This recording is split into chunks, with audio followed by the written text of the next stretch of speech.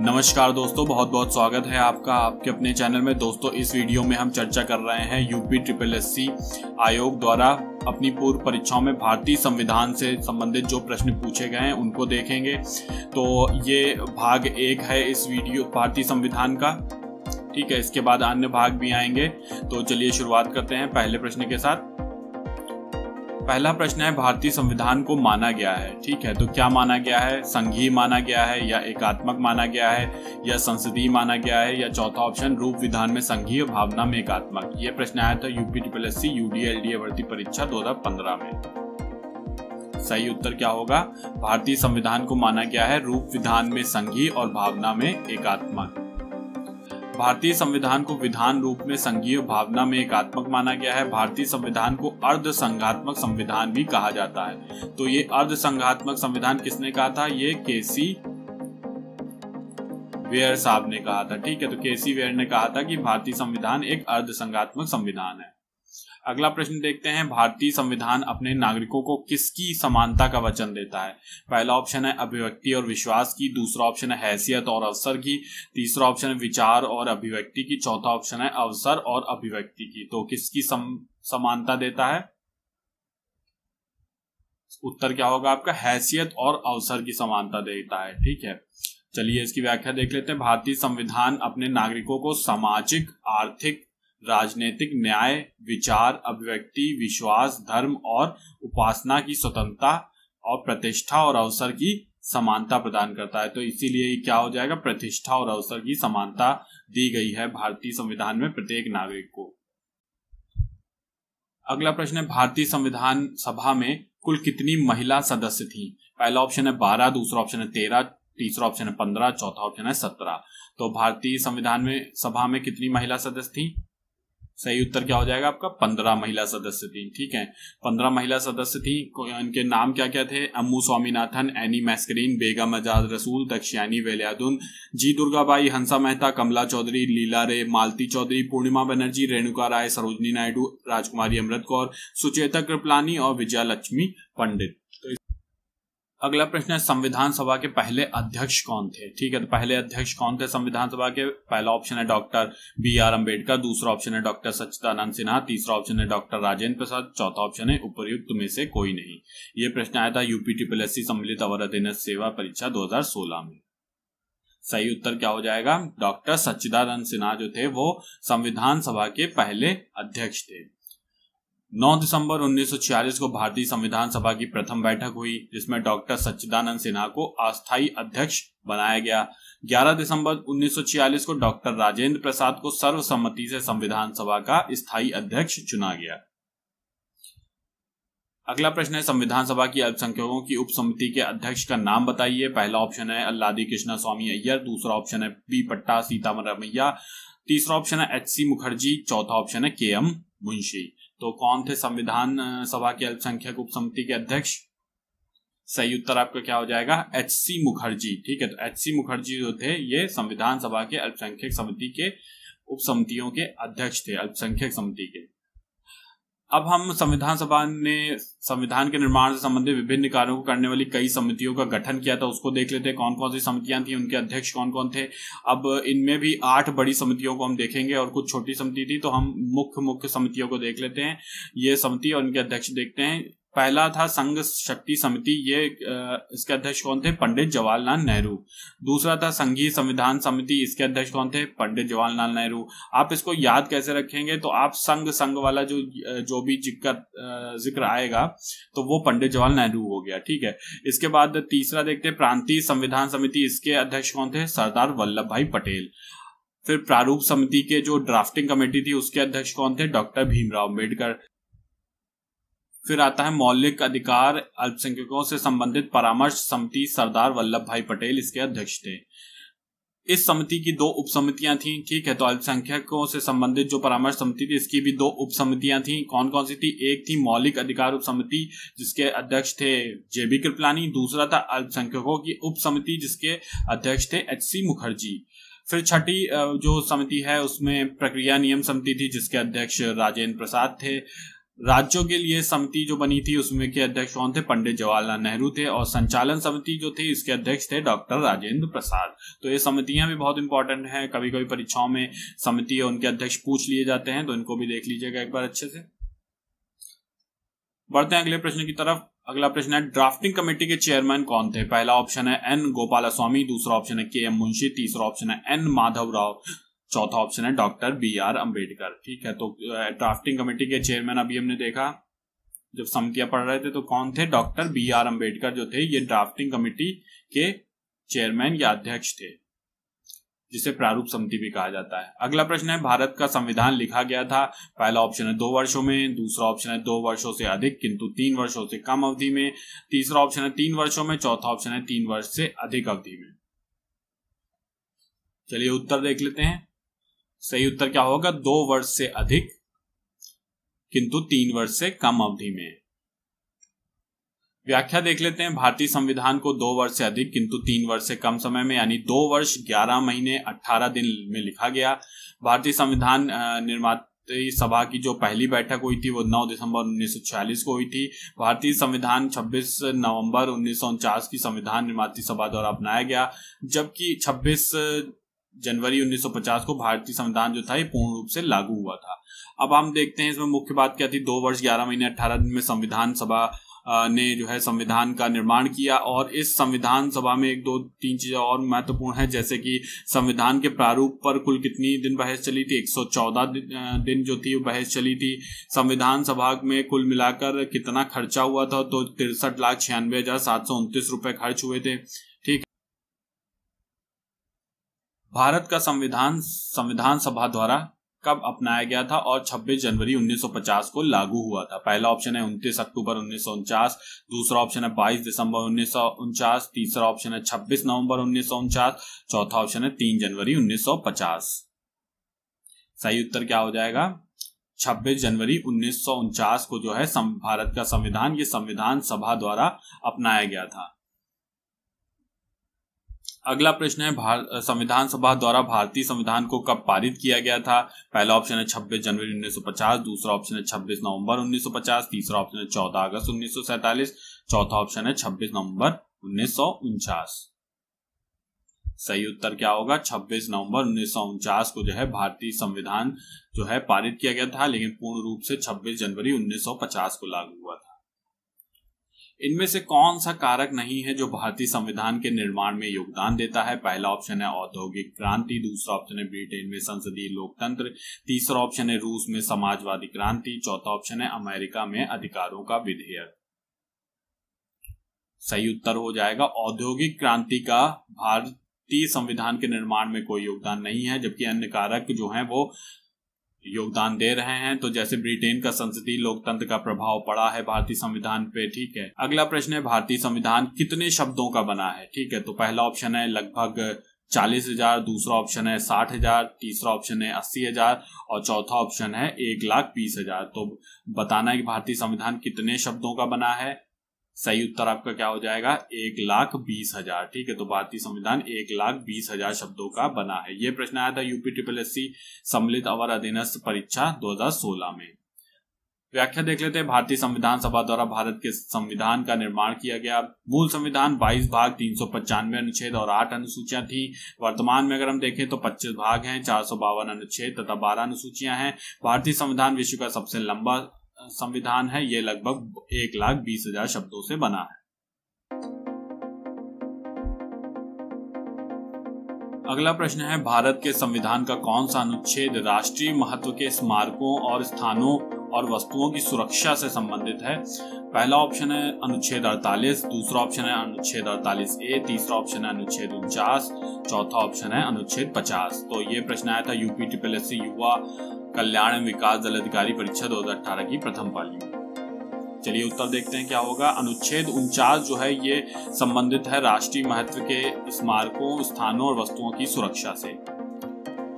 व्याख्या देख लेते हैं। भारत के संविधान के अनुच्छेद 49 का संबंध राष्ट्रीय महत्व के स्मारक, स्थानों और वस्तुओं की सुरक्षा से है। अनुच्छेद 48 जो है कृषि एवं पशुपालन का संगठन से संबंधित है। अनुच्छेद 48A जो है वो पर्यावरण का संरक्षण और संवर्धन तथा वन्य जीवों की रक्षा से संबंधित है। अनुच्छेद 50 जो है ये आपका न्यायपालिका व कार्यपालिका के पृथक्करण से संबंधित है। अगला प्रश्न देखते हैं। भारतीय संविधान का निम्नलिखित में से कौन सा अनुच्छेद विधिक समता यानी कानून के सामने समानता से संबंधित है? पहला ऑप्शन है अनुच्छेद 14, फिर दूसरा ऑप्शन है 13, तीसरा ऑप्शन है 17, चौथा ऑप्शन है 26। तो कौन सा आर्टिकल जो है वो कानून के समक्ष समानता से संबंधित है? चलिए उत्तर देखते हैं। उत्तर क्या हो जाएगा? आर्टिकल 14 जो है ये संबंधित है कानून के समक्ष समान। व्याख्या देख लेते हैं। अनुच्छेद 14 विधि की समता या समानता से संबंधित है। यह मौलिक अधिकार के अंतर्गत आता है। संविधान के भाग 3 में अनुच्छेद 12 से लेकर 35 जो है वो मौलिक अधिकार में वर्णित है। मौलिक अधिकार उसमें वर्णित है। इसे संयुक्त राज्य अमेरिका के संविधान से लिया गया है। अगला प्रश्न देखते हैं। भारतीय संविधान का कौन सा अनुच्छेद कानून के समक्ष समानता प्रदान करता है? ठीक है, तो ये प्रश्न अभी हम देख चुके हैं।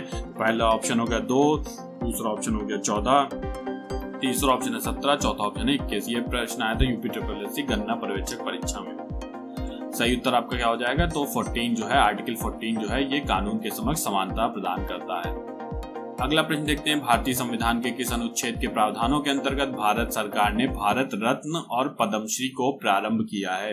तो पहला ऑप्शन है आपका अनुच्छेद 15, दूसरा ऑप्शन है अनुच्छेद 16, तीसरा ऑप्शन है अनुच्छेद 17 और चौथा ऑप्शन है आपका अनुच्छेद 18।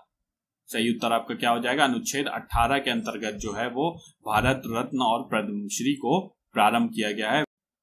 भारतीय संविधान के अनुच्छेद 18(1) के तहत राज्य, सेना या विधा से संबंधित सम्मान के अतिरिक्त कोई और अन्य उपाधि प्रदान नहीं करेगा। अतः अनुच्छेद 18 के प्रावधानों के अंतर्गत भारत सरकार ने भारत रत्न और पद्म पुरस्कार जिसमें पद्म विभूषण, पद्म भूषण और पद्मश्री को प्रारंभ किया है। तो किसके तहत किया है? आर्टिकल 18 के तहत। अगला प्रश्न है। भारतीय संविधान का निम्न में से कौन सा अनुच्छेद मानव के क्रय विक्रय तथा जबरदस्ती मजदूरी कराने पर प्रतिबंध लगाता है? ठीक है, पहला ऑप्शन है आपका 23वां, दूसरा ऑप्शन है 26वां आर्टिकल, तीसरा ऑप्शन है आर्टिकल 24 और चौथा ऑप्शन है 32वां। ठीक है, तो कौन सा आर्टिकल जो है वो मानव के क्रय विक्रय और जबरदस्ती मजदूरी कराने पर प्रतिबंध लगाता है?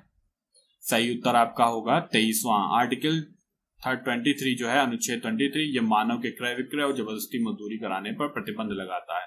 व्याख्या देख लेते हैं। आर्टिकल 23 यानी अनुच्छेद 23 जो है मानव के दुर्व्यापार और बलात् श्रम का प्रतिषेध है, जिसके अंतर्गत मानव के क्रय विक्रय तथा जबरदस्ती मजदूरी कराने पर प्रतिबंध लगाया गया है।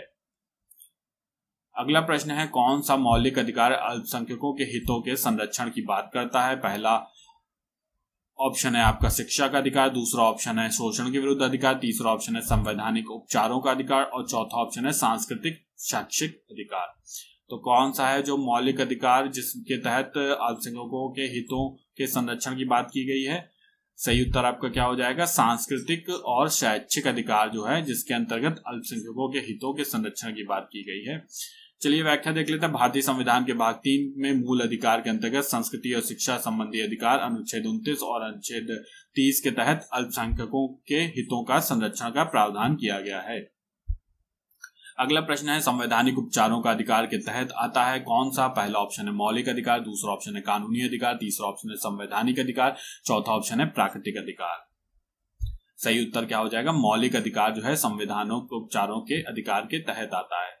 व्याख्या देख लेते हैं। संवैधानिक उपचार का अधिकार मौलिक अधिकार के तहत आता है। भारतीय संविधान के भाग 3 के अनुच्छेद 12 से लेकर 35 तक मौलिक अधिकार का उल्लेख किया गया है। मौलिक अधिकारों के अंतर्गत अनुच्छेद 32 में ही संवैधानिक उपचारों का उल्लेख है। अनुच्छेद 32 के तहत उच्चतम न्यायालय सुप्रीम कोर्ट को बंदी प्रत्यक्षीकरण, परमादेश, प्रतिषेध, अधिकार पुक्षा और उत्प्रेषण रिट जारी करने का अधिकार प्राप्त है।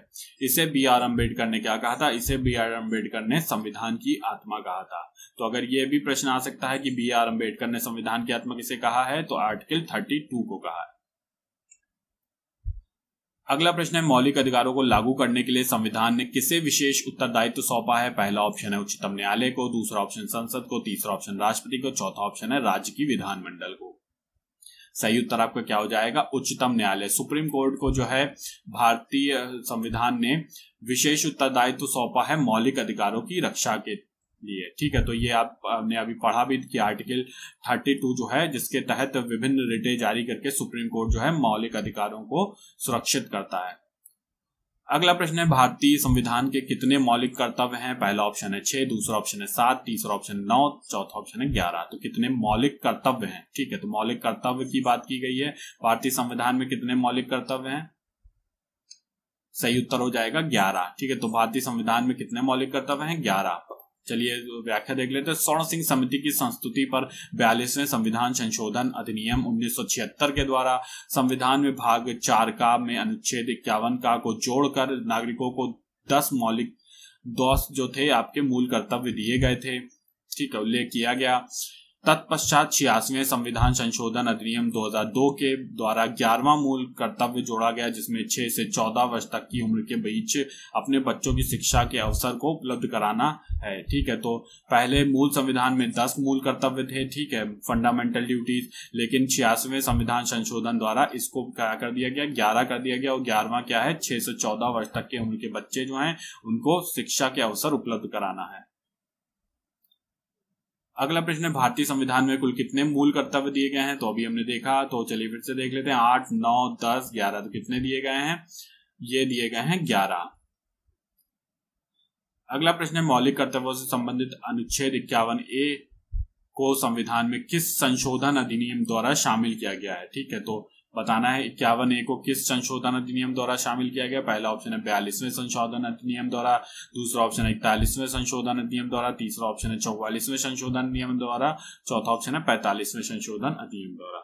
सही उत्तर आपका क्या हो जाएगा? सही उत्तर होगा आपका 42वें संविधान संशोधन अधिनियम द्वारा अनुच्छेद 51A को जोड़ा गया। और ये किससे संबंधित है? ये संबंधित है मौलिक कर्तव्यों से। अगला प्रश्न है, निम्न में से किस एक की संस्तुति के आधार पर मूल कर्तव्यों से संबंधित प्रावधानों को भारत संविधान में जोड़ा गया है? पहला ऑप्शन है बलवंत राय मेहता की समिति के द्वारा, दूसरा ऑप्शन है स्वर्ण सिंह समिति के द्वारा, तीसरा ऑप्शन है अयंगर समिति के द्वारा, चौथा ऑप्शन है ठक्कर आयोग के द्वारा। तो अभी हमने देखा था कि सही उत्तर क्या होगा, स्वर्ण सिंह समिति की संस्तुति पर जो है मूल कर्तव्यों को जो है प्रावधानों को भारतीय संविधान में जोड़ा गया था। अगला प्रश्न है, 42वें संविधान संशोधन के माध्यम से भारतीय संविधान में कितने मौलिक कर्तव्य सम्मिलित किए गए हैं? ठीक है, तो बात कर रहे हैं यहाँ पे 42वें संविधान संशोधन अधिनियम की, तो उसके हिसाब से बताना है। पहला ऑप्शन है 11, दूसरा ऑप्शन 9, तीसरा ऑप्शन है 10, चौथा ऑप्शन है 12। सही उत्तर क्या हो जाएगा? 10, क्योंकि बात कर रहे हैं यहाँ पे 42वें संशोधन अधिनियम में 10 जोड़े गए थे, लेकिन बाद में 86वां जब आपका संशोधन अधिनियम आया तो 11 हो गए। अगला प्रश्न है, भारतीय संविधान के अंतर्गत निम्नलिखित में से कौन एक मौलिक कर्तव्य नहीं है? पहला ऑप्शन है लोक चुनाव में वोट डालना, दूसरा ऑप्शन है वैज्ञानिक दृष्टिकोण को विकसित करना, तीसरा ऑप्शन है लोक संपत्ति की सुरक्षा करना, चौथा ऑप्शन है संविधान को मानना और उसके आदर्शों की कद्र करना। तो कौन सा जो है वो एक फंडामेंटल ड्यूटीज में नहीं आता है? सही उत्तर क्या हो जाएगा? लोक चुनाव में वोट डालना। ठीक है, तो ये कोई ड्यूटी नहीं है, जबकि अन्य जो है वो फंडामेंटल ड्यूटीज के अंतर्गत आते हैं। अगला प्रश्न देखते हैं, भारत के राष्ट्रपति का कार्यकाल कितने वर्षों का होता है? पहला ऑप्शन है 10 वर्ष, दूसरा ऑप्शन 3 वर्ष, तीसरा ऑप्शन 5 वर्ष, चौथा ऑप्शन है 4 वर्ष। ठीक है, तो कितना होता है? चलिए उत्तर देख लेते हैं। 5 वर्ष का होता है। ठीक है, ये प्रश्न आया था UPSSC युवा कल्याण अधिकारी परीक्षा 2018 की द्वितीय पाली में। अगला प्रश्न देखते हैं, भारत के संविधान के अनुसार राष्ट्रपति के पास अध्यादेश जारी करने की शक्ति है। पहला ऑप्शन है अनुच्छेद 123 के अंतर्गत, दूसरा ऑप्शन है अनुच्छेद 121 के तहत, तीसरा ऑप्शन हो गया अनुच्छेद 125, चौथा ऑप्शन है अनुच्छेद 127। तो अध्यादेश राष्ट्रपति किस आर्टिकल के माध्यम से जारी करता है? सही उत्तर क्या हो जाएगा आपका? आर्टिकल 123। ठीक है, तो 1, 2, 3 के माध्यम से राष्ट्रपति अध्यादेश जारी कर देता है। राष्ट्रपति द्वारा राज्यसभा में कितने सदस्यों को नामित किया जा सकता है? पहला ऑप्शन है 10, दूसरा ऑप्शन है 2, तीसरा ऑप्शन है 12, चौथा ऑप्शन है 9। ठीक है, तो सही उत्तर क्या हो जाएगा? 12 सदस्यों को जो है राज्यसभा में राष्ट्रपति जो है नामित कर सकता है। ठीक है, ये प्रश्न आया था UPSSC राजस्व निरीक्षक परीक्षा 2016 में। व्याख्या देख लेते हैं, भारतीय संविधान के अनुच्छेद 80(1) के तहत राष्ट्रपति राज्यसभा में 12 सदस्यों को मनोनीत करता है। अनुच्छेद 80(3) के तहत राष्ट्रपति साहित्य से संबंधित, विज्ञान से संबंधित, कला, समाज और सेवा से क्षेत्र में ज्ञान और विशेष अनुभव रखने वाले व्यक्तियों को मनोनीत कर सकता है। अगला प्रश्न देखते हैं, भारत के राष्ट्रपति द्वारा राज्यसभा में कितने सदस्यों को मनोनीत किया जा सकता है? तो अभी हमने देखा, तो सही उत्तर क्या हो जाएगा? 12 सदस्यों को। चलिए अगला प्रश्न देखते हैं। अनुसूचित जनजाति के संरक्षण के लिए एक क्षेत्र को अनुसूचित क्षेत्र के रूप में घोषणा करने की शक्ति किसके पास है? ये प्रश्न पीसीएस में भी आ चुका है और आपके यूपीटीपीएससी सम्मिलित अवर अध्ययन परीक्षा 2016 में भी आ चुका है। तो सही उत्तर आप पहले ऑप्शन देख लेते हैं, भारत के प्रधानमंत्री को, दूसरा ऑप्शन है भारत के राष्ट्रपति को, तीसरा ऑप्शन है राज्य के मुख्यमंत्री को, चौथा ऑप्शन है भारत के उपराष्ट्रपति को। तो किसे अनुसूचित क्षेत्र की घोषणा करने की शक्ति प्राप्त है? सही उत्तर आपका हो जाएगा भारत के राष्ट्रपति को जो है ये शक्ति प्राप्त है। व्याख्या देख लेते हैं। अनुसूचित जनजाति संरक्षण के लिए क्षेत्र को अनुसूचित क्षेत्र में के रूप में घोषणा करने की शक्ति भारतीय संविधान के अनुच्छेद 244(1) के तहत 5वीं अनुसूची के तहत भारत के राष्ट्रपति को प्राप्त है। चलिए अगला प्रश्न देखते हैं। भारत के राष्ट्रपति अपना मूल पूरा कार्यकाल पूरा होने के पहले अपना त्यागपत्र किसको सौंप सकता है? तो कार्यकाल पूरा होने के पहले किसको अपना त्यागपत्र सौंप सकते हैं? पहला ऑप्शन है मुख्य न्यायाधीश, दूसरा ऑप्शन है उपराष्ट्रपति, तीसरा ऑप्शन है प्रधानमंत्री, चौथा ऑप्शन है लोकसभा का अध्यक्ष। सही उत्तर आपका क्या हो जाएगा? उपराष्ट्रपति को जो है राष्ट्रपति अपना कार्यकाल पूरा होने के पहले भी त्यागपत्र इस्तीफा सौंप सकता है। व्याख्या देख लेते हैं। भारतीय संविधान के अनुच्छेद 56(1) के तहत राष्ट्रपति को अपना त्यागपत्र देने या राष्ट्रपति अपना त्यागपत्र उपराष्ट्रपति को सौंप सकता है।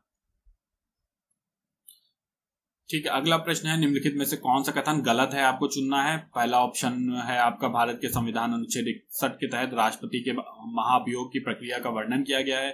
दूसरा ऑप्शन है आपका महाभियोग प्रस्ताव संसद के किसी भी सदन में प्रस्तुत किया जा सकता है। तीसरा ऑप्शन है महाभियोग प्रस्ताव सदन की कुल सदस्यता के 2/3 से अधिक बहुमत से पारित किया जा सकता है।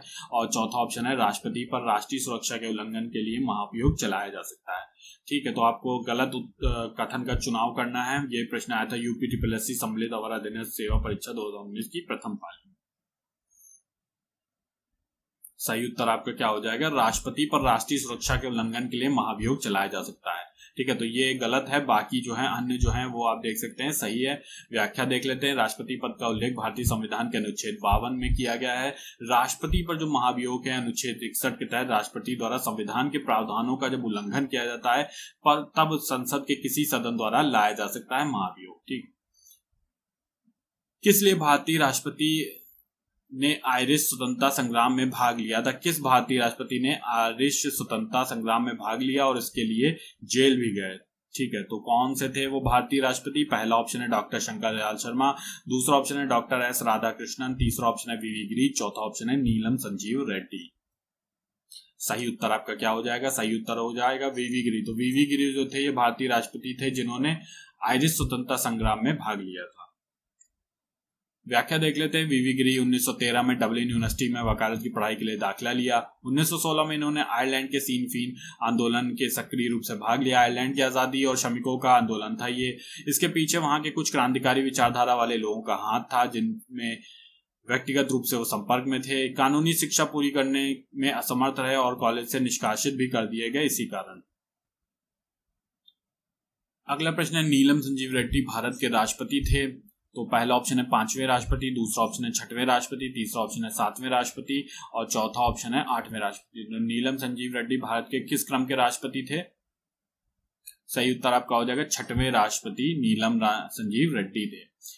नीलम संजीव रेड्डी का कार्यकाल 25 जुलाई 1977 से 25 जुलाई 1982 तक रहा। वे भारत के पहले गैर कांग्रेसी राष्ट्रपति थे, तो इसको भी ध्यान रखिएगा, पहले गैर कांग्रेसी राष्ट्रपति थे। ये भारत के एकमात्र ऐसे राष्ट्रपति थे जो निर्विरोध निर्वाचित हुए थे। भारत का निम्नलिखित में से कौन सा राष्ट्रपति जो है निर्विरोध निर्वाचित हुआ था? तो अभी हमने देखा, फिर भी ऑप्शन देख लेते हैं। नीलम संजीव रेड्डी, दूसरा ऑप्शन है डॉक्टर राजेंद्र प्रसाद, तीसरा ऑप्शन है डॉक्टर एस राधाकृष्णन, चौथा ऑप्शन है डॉक्टर KR नारायण। तो सही उत्तर आपका क्या हो जाएगा? नीलम संजीव रेड्डी जो थे ये भारत के निर्विरोध चुने गए निर्वाचित राष्ट्रपति थे। अगला प्रश्न है भारत का कौन सा राष्ट्रपति निर्विरोध निर्वाचित किया गया था? तो अभी हमने देखा। ठीक है, तो एन संजीव रेड्डी जिनका नाम है नीलम संजीव रेड्डी ये थे। अगला प्रश्न है रामनाथ कोविंद जो कि वर्ष 2017 में भारत के राष्ट्रपति के रूप में चुना गया था, कौन से राष्ट्रपति थे, किस क्रम के? तो पहला ऑप्शन 13वें, दूसरा ऑप्शन 14वें, तीसरा ऑप्शन 15वें, चौथा ऑप्शन है 16वें। तो किस क्रम के राष्ट्रपति हैं ये हैं 14वें राष्ट्रपति हैं। ठीक है, तो आपको ये ध्यान रखना है किस क्रम के राष्ट्रपति हैं, 14वें क्रम के। अगला प्रश्न है भारतीय संविधान के किस अनुच्छेद के तहत उपराष्ट्रपति का चुनाव होता है? बात कर रहे हैं यहाँ पे उपराष्ट्रपति की। पहला ऑप्शन है आपका अनुच्छेद 54 के तहत, दूसरा ऑप्शन है अनुच्छेद 63 के तहत, तीसरा ऑप्शन है अनुच्छेद 66 के तहत और चौथा ऑप्शन है अनुच्छेद 74 के तहत। तो सही उत्तर आपका क्या हो जाएगा? अनुच्छेद 66। ठीक है, तो आर्टिकल 66 के तहत उपराष्ट्रपति का चुनाव होता है। यह प्रश्न है तो यूपी ट्रिपल ग्रामीण अधिकारी परीक्षा 2018 की द्वितीय पाली में। व्याख्या देख लेते हैं। भारतीय संविधान के अनुच्छेद 66 के अंतर्गत उपराष्ट्रपति का निर्वाचन होता है। उपराष्ट्रपति का निर्वाचन संसद के दोनों सदनों के सदस्यों से मिलकर बनने वाले निर्वाचक गण के सदस्यों द्वारा अनुपातिक प्रतिनिधित्व पद्धति के अनुसार एकल संक्रमणीय मत द्वारा होगा और ऐसे निर्वाचन में मतदान गुप्त होगा। ठीक है, तो आप ध्यान रखिएगा कि अनुपातिक प्रतिनिधित्व प्रणाली द्वारा एकल संक्रमणीय मत द्वारा होता है चुनाव। अगला प्रश्न है, उपराष्ट्रपति को अपना कार्यकाल समाप्त होने से पूर्व अपने पद से हटाने का अधिकार निम्नलिखित में से किसके पास है? पहला ऑप्शन राज्यसभा, दूसरा ऑप्शन है उच्चतम न्यायालय, तीसरा ऑप्शन राष्ट्रपति, चौथा ऑप्शन है लोकसभा। तो उपराष्ट्रपति को उसके कार्यकाल समाप्त होने से पहले कौन हटा सकता है? चलिए उत्तर देखते हैं। तो राज्यसभा जो है ये हटा सकती है उपराष्ट्रपति को। अगले व्याख्या देख लेते हैं इसकी। उपराष्ट्रपति राज्यसभा के ऐसे संकल्प द्वारा पद से हटाया जा सकता है जिसे राज्यसभा ने बहुमत से पारित किया हो और जिससे लोकसभा सहमत हो। ऐसा कोई संकल्प तब तक प्रस्तुत नहीं किया जा सकता जब तक कि उस संकल्प को प्रस्तुत करने का आशय की सूचना कम से कम 14 दिन पूर्व ना दे दी गई हो। अगला प्रश्न देखते हैं। भारत के राष्ट्रपति द्वारा चरित्र को बदले बिना सजा की मात्रा को कम करना अनुच्छेद 72 को क्या कहा जाता है? पहला ऑप्शन है मोहलत, दूसरा ऑप्शन दंड विधान, तीसरा ऑप्शन है क्षमादान, चौथा ऑप्शन है विनिमय। तो सही उत्तर आपको क्या हो जाएगा? क्षमादान कहा जाता है। ठीक है, व्याख्या देख लेते हैं। संविधान का 72वां अनुच्छेद राष्ट्रपति को इन न्यायिक शक्तियों का प्रदान करता है कि वह किसी व्यक्ति के दंड को क्षमा, उसका विलंबन, विराम, परिहार तथा दंडादेश के निलंबन, परिहार या लघुकरण कर सके। राष्ट्रपति क्षमादान के द्वारा अपराध के चरित्र बदले बिना सजा की मात्रा को कम कर सकता है। अगला प्रश्न देख लेते हैं। मृत्युदंड के मामले में क्षमा देने का अधिकार किसे प्राप्त है? तो पहला ऑप्शन है प्रधानमंत्री, दूसरा ऑप्शन राष्ट्रपति, तीसरा ऑप्शन मुख्य न्यायाधीश, चौथा ऑप्शन है भारत के महान न्यायवादी। आंसर आपको पता है, बहुत आसान है। राष्ट्रपति को यह प्राप्त है क्षमा देने का अधिकार। अगला प्रश्न, केंद्र सरकार के विभिन्न मंत्रालयों विभागों के में काम करने की जांच करने के लिए विभाग से संबंधित स्थायी समितियों की स्थापना किस वर्ष की गई? ठीक है, तो स्थायी समितियों का आपको बताना कि स्थापना किस वर्ष की गई थी। पहला ऑप्शन है 1991 में, दूसरा ऑप्शन है 1993 में, तीसरा ऑप्शन है 1999 में, चौथा ऑप्शन है 2000 में। तो किस वर्ष की गई? सही उत्तर क्या हो जाएगा आपका? 1993 में जो है वो स्थायी समितियों की स्थापना की गई। ठीक है, और ये क्या है? केंद्र सरकार के विभिन्न मंत्रालयों विभागों में काम की जांच करने के लिए विभाग से संबंधित होती है। व्याख्या देख लेते हैं। संविधान के अनुच्छेद 118(1) के तहत अंतर्गत दोनों सदनों द्वारा निर्मित नियमों के तहत समितियां अधिनियमित होती हैं। 8 अप्रैल 1993 को विभागों से 17 स्थायी समितियों का गठन किया गया था। चलिए अगला प्रश्न देखते हैं। लोकसभा में कितनी सीटें अनुसूचित जाति अनुसूचित जनजाति के प्रतिनिधियों के लिए आरक्षित हैं? ठीक है, तो बात कर रहे हैं यहाँ पे एससी और एसटी की। ठीक है, दोनों की बात कर रहे हैं, अनुसूचित जाति अनुसूचित जनजाति। पहला ऑप्शन है 39, दूसरा ऑप्शन है 85, तीसरा ऑप्शन है 109, चौथा ऑप्शन है 131। सही उत्तर आपका क्या हो जाएगा? 131 जो है वो प्रतिनिधियों के लिए आरक्षित है, एससी एसटी दोनों के लिए लोकसभा में। अगला प्रश्न है। भारत विश्व का विशालतम लोकतांत्रिक प्रजातंत्र है, इसकी प्रथम लोकसभा कब आयोजित की गई थी? तो आपको बताना है कि पहली लोकसभा कब आयोजित की गई थी। पहला ऑप्शन है 16 अगस्त 1947 को, दूसरा ऑप्शन है 27 जनवरी 1950 को, तीसरा ऑप्शन है 13 मई 1952 को और चौथा ऑप्शन है 15 जून 1952 को। सही उत्तर आपका क्या हो जाएगा? 13 मई 1952 को जो है पहली लोकसभा आयोजित की गई थी। व्याख्या देख लेते हैं। भारत की प्रथम लोकसभा की बैठक 13 मई 1952 को आयोजित की गई थी। प्रथम निर्वाचित लोकसभा 17 अप्रैल